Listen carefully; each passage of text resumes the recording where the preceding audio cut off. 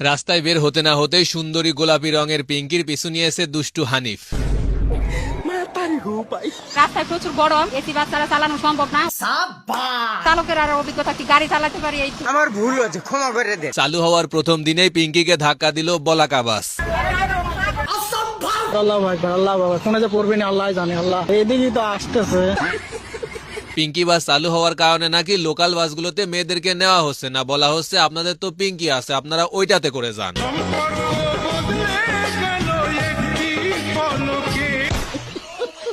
ওইদিকে আবার শুনলাম বিআরটিসির পুরাতন দোতলা বাসগুলাকেই নাকি নতুন করে পিঙ্ক কালার করে পিঙ্কি বাস বানানো হয়েছে। এটা যদি নতুনই হয়তো তাহলে নাম্বার প্লেট ঠুরান কিনলে, এটা কি আমরা বুঝি না? মহিলা ড্রাইভারগুলোর মধ্যে একজনকে দেখলাম আমাদের মাননীয় প্রধানমন্ত্রী নাকি তার আবার দুলাভাই হয়। দুলাভাই তো ভালো পদক্ষেপ নিছে, এখন দেখার বিষয় শালিকা কতটা সুন্দর করে যাত্রীদেরকে তাদের গন্তব্যে পৌঁছে দেয়। বাই দা ওয়ে, এরা কিন্তু ড্রাইভার না, এরা সবাই পাইলট। চালক বলবো না, পাইলট হিসেবে আমি নিজেকে গর্বিত মনে করছি। সো রেসপেক্ট তাদেরকে।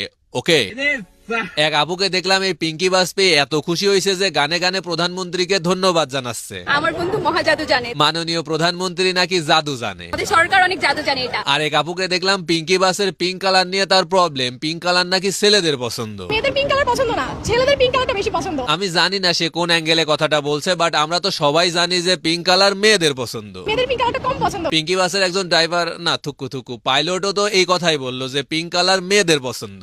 কালার হচ্ছে pink colour. By the way, মেয়েদের বাসে ছেলে কি করে? শুধু একটা না, রাস্তায় চলা বেশ কয়েকটা পিঙ্কিতে হানিফরে দেখলাম। এটি মহিলাদের বাস সার্ভিস, এখানে মহিলা ড্রাইভার আছেন, মহিলা হেল্পার আছেন এবং যাত্রী সকলে মহিলা থাকবেন।